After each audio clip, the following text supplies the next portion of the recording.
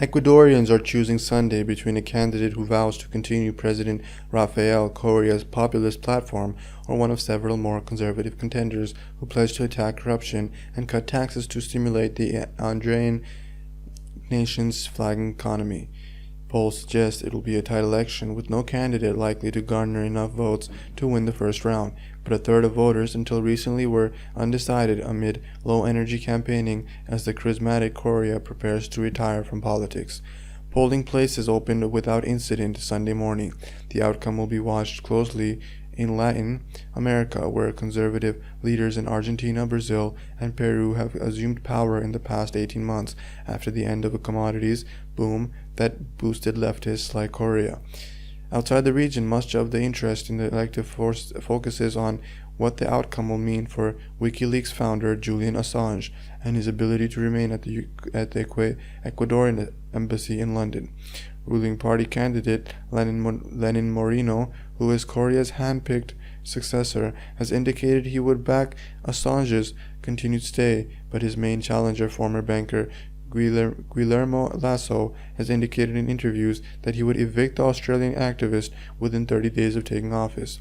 The contest put Correa's legacy on the line as well. The self-declared 21st century socialist, who took office in 2007, ushered in a period of stability after a severe economic crisis that saw 3 presidents toppled in protests and the adoption of the US dollar to control rampant inflation. While Correa has been praised for reducing inequality and overhauling the nation's infrastructure, polls show a majority of Ecuadorians favor change. Formerly flush government budgets have been slashed, and thousands of people at state-run companies laid off as oil revenues in the OPEC nation declines. The International Monetary Fund expects Ecuador's economy to shrink 2.7% this year, and analysts predict that the next president will have to seek a bailout from the Washington-based lender to help with financial problems made worse by last year's 7.8 magnitude earthquake. Moreno has pressed voters to uphold the president's citizens' revolution, while his challengers vow to eliminate taxes that they contend hampers growth and strengthen democratic institutions they saw were weakened by Correa's leadership.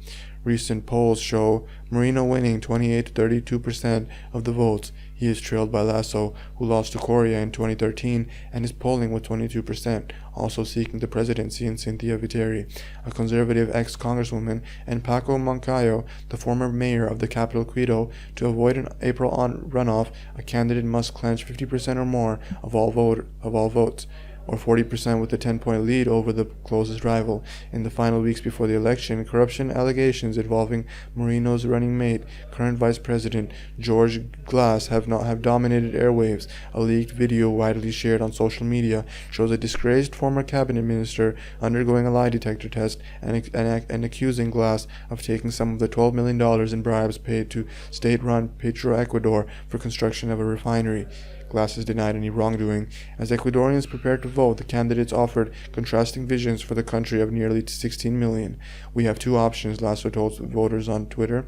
More of the same or change. Moreno, who was used a wheelchair since being shot in an assault in 1998, told voters that Ecuador doesn't need drastic changes, just a push. "Don't abandon the revolution," he has repeated during the final campaign stretch.